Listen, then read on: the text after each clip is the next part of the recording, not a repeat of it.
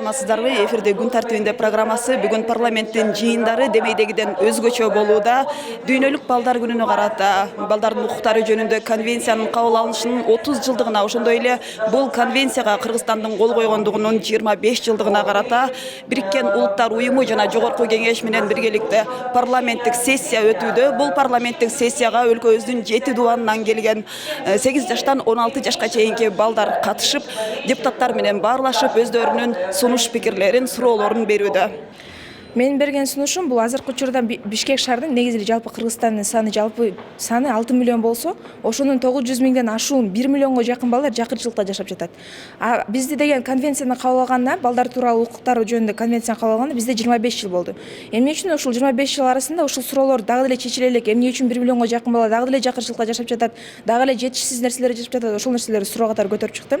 Андан башка жалпы мен менен келген досторум берген суроолорду болсо, бул алардын мектеп көйгөйлөрү, мектептеги жылуулук маселеси, мектептеги ошол эле пособия, пенсия, соц тармактардагы маселелер, ушул экология жөнүндө маселелер, ушул сыяктуу деги эле балдарды кызыктырган, балдардын көйгөйлөрү болгон, балдар байкап билип жүргөн көйгөйлөрдү көтөрүп жатабыз азыркы учурда. Мына ушул иш-чаранын жыйынтыгы кандай болот деп ойлойсуң? Жыйынтыгы мисалы бара мисалы тамчы ташты да теше алат да, тамчылай берип ташты да теше алат. Эгер биз дагы ушундай аракеттерибизди кылып, дагы үндөрүбүздү бийик жакка жеткизип дагы айта турган болсок, эгер мындан дагы эгер аракет кыла бере турган болсок, анда бул көйгөйлөр чечилет.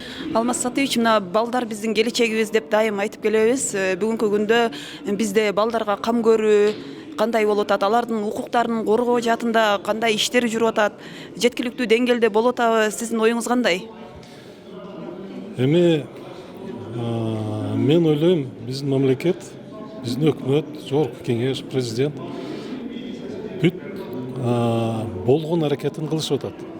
Эми мүмкүнчүлүккө байланышат, биздин бюджеттин мүмкүнчүлүгүнө байланышат.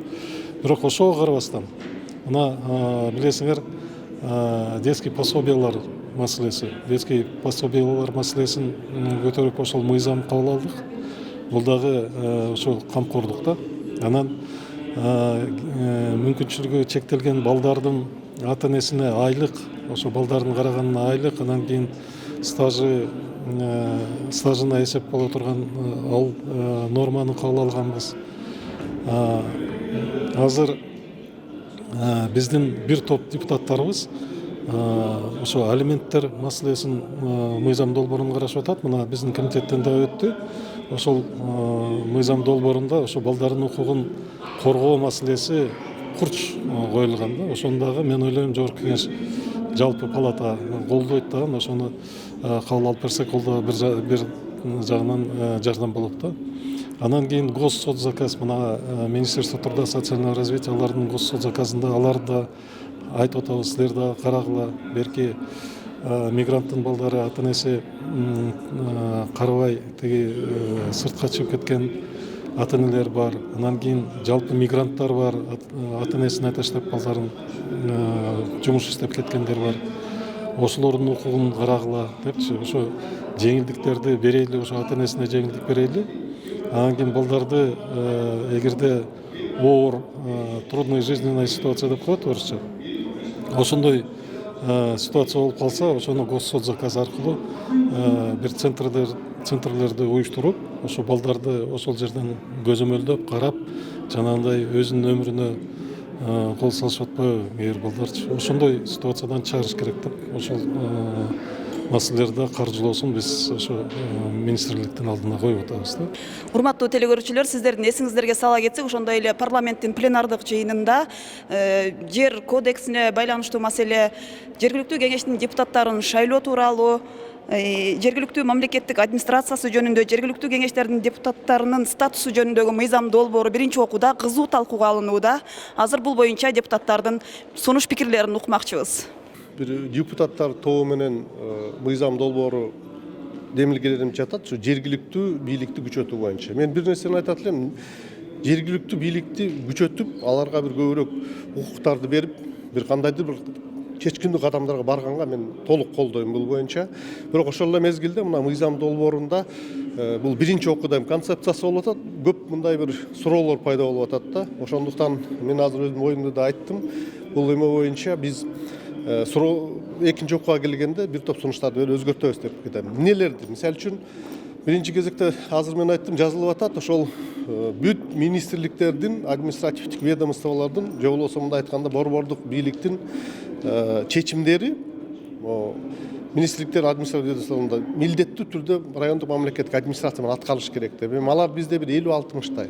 Ар биринин чечими укуктуу ченемдик акт болсо маселе жок. Ар биринин чечимин аткарганда да кандай болуп калат, бир райондун акими ошону калап карап практика жүзүндө кандай иштейт деген дагы суроо туулуп калып атат. Экинчиси мына жергиликтүү кеңештин депутаты сөзсүз түрдө жогорку билимдүү болуш керек деген болуп атат. Мен айтат элем, эми кээ бир биздин жогорку билими жок, мүмкүн атайын орто билими бар деле биздин көптөгөн мындай жарандарыбыз бар, фермерлерибиз бар, керек болсо дыйкандарыбыз бар, жогорку билимдүүлөрдөн да көбүрөөк бир мындай элдин ичинде аброю бар дегендейчи. Ошондуктан бул биздин конституциябызда жазылган ар бир адам шайлоого жана шайланууга укуктуу депчи. Мен да буга өзүмдүн каршы пикиримди билдирет элем. Бир гана жогорку билимдүү болуш керек дегенге. Анан ошондой эле мына дагы норма кийрилип атат. Жергиликтүү мамлекеттик администрация өзүнүн социалдык экономикалык өнүгүү программасын өзү бекитет депчи. Анда ким астында отчет бериш керек? Өзүнүкүн өзү бекиткен, өзүнө отчет берип калабы? Бул мындай да суроо туулуп калып атат. Ошондой эле мына биз жергиликтүү өз алдынча башкаруу реформасы деп бир 25 жылга жакын убакыт болуп калды, мына жүргүзүп келатабыз да. Мына ошондо да мына биздин конституциябызда так жазылган ушундай принцип менен ушул жергиликтүү мамлекеттик бийликтин жана жергиликтүү өз алдынча башкаруу функциялары так ажыратылган деп. Анан бул жерде норма кийирип атат, коллегиянын мүчөсү болуш керек, айылдык кеңештин төрагасы же айыл өкмөтү депчи. Бул жерден дагы ошо биздин негизги мыйзамыбызга каршылык келип калбай турган болуш керек деген ойду айтып кетилди да, бул жагын да бир талдап чыгышыбыз керек деп. Тазабек Экрамович, мына азыр парламентте жергиликтүү кеңештерге байланыштуу мыйзам долбоору кызуу талкууга алынып, 40ка чукул депутат жазылып, аябай суроо жооп катуу болуп атат. Сиз болсо ушу фонддун жери боюнча маселе көтөрүп атасыз. Фонддун жерин айыл өкмөттөрдөн райадминистрацияга эмне себептен өткөрүп берип атышат? Кандай зарылчылык болуп атыптыр? Туура айтасыз. Бул жерде бул боюнча мен суроо жооп дагы берип, өзүмдүн оюмду дагы айтып кеттим.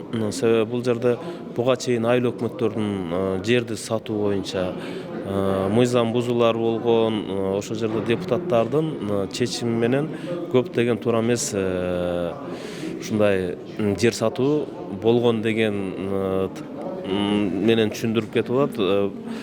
Ошондо мен айтып атам, буну башкарууну ФПСтин жерин акимчилик өткөзүп атат. Мен айттым, бул жерде бул жакка өткөзгөндө дагы ал жерде эми акимчилик анан айыл өкмөттүн биргеликте дагы бир мындай коррупцияга дагы бир чоң жол ачып койбош үчүн акимчиликке өткөнү дагы макулмун, бирок ошол эле айыл өкмөттүн анан жергиликтүү депутаттардын уруксат макулдугу менен гана болсун дегенде мен экинчи окууга сунуш кылып атам. Ошондо баардыгы бири-бирин көзөмөлдө күчөп бир мындай жакшыраак бармак да. Ошол маселени көтөрүп кеттим да. Анан бул жерде айыл өкмөттүк жергиликтүү депутаттар айыл өкмөт боюнча анан акимчиликтин ушундай бир бүгүнкү күнү күчүн жогорулатуу боюнча каралып атат. Буга мен макулмун. Райондун ар бир районду караган акимде бир мындай ушундай бир мүмкүнчүлүк бир колу узунураак болгону жакшы. Рада Мураталиевна, мына жергиликтүү кеңешке депутаттарды шайлоо боюнча мыйзам долбоору буга чейин коом арасында абдан кызуу талаш болду эле. Көпчүлүгү ушул жергиликтүү кеңештин депутаттары жогорку билимдүү болуш керек же болбош керек деген боюнча ар түрдүү пикирлер айтылып келатат. Кээ бирлер айтып атат, сабатсыз адам баары бир сабатсыздыгына барат, эч нерсе чече албайт деп атат. Сиз кандай ойдосуз? Ал жогорку билими жок болуп кандай билимдүү болуш керек? Себеби деген ал жерге деген бир гана айылдык кеңештин депутаты катары ал деген 100 адамдын эмес, 1000 адамдын эмес, миңдеген адамдын ошол жерде жашап аткан көйгөйлөрүн чечүүгө акылы дагы, күчү дагы жетиш үчүн сөзсүз түрдө жогорку билими керек деп эсептейбиз. Ошондой эле азыр мынакей ФПСтин жерлери боюнча дагы маселелер болуп атат. Аким бул жерде мурун айыл өкмөтү эле өзү эле канча жери бар, кандай жол менен иштетүү боюнча ал өзү деген билген да. Бирок азыр эми мунун баардыгы акимдин карамагына өтүп атат. Кээ бирлерди сурооту жаралап атат. Кээ бир райондордо деген 46-га чейин айыл өкмөттөр бар, кээ биринде 12 айыл өкмөт бар депчи. Бирок азыр негизги маселебиз жер маселеси болуп аткандан кийин ошол жердеги башкарып аткан акимдин ошол жерлер боюнча толук маалыматы болуш керек дагы, көзөмөлү дагы болуш керек. Мен бул ушул сунушту киргизген болчук. Азыр мына талкуу жүрүп атат биринчи окууда, бирок өтө кызыктуу талкуу болуп атат өзүңүздөр байкагандай. Экинчи окууга чейин кайсыны берилген демилгелердин баары эленип чыкканча дагы убакыт бар, бирок биз ушул коллегаларыбыздан дагы сунуштарды күтөбүз. Урматтуу телекөрүүчүлөр, сиздер Жогорку Кеңештин басма сөз кызматы тарабынан даярдалган күн тартибинде программасын көрдүңүздөр. Парламент жаңылыктары менен кенен Кеңеш KG сайтынан таанышсаңыздар болот. Көңүл бурганыңыздарга рахмат. Саламатта калыңыздар.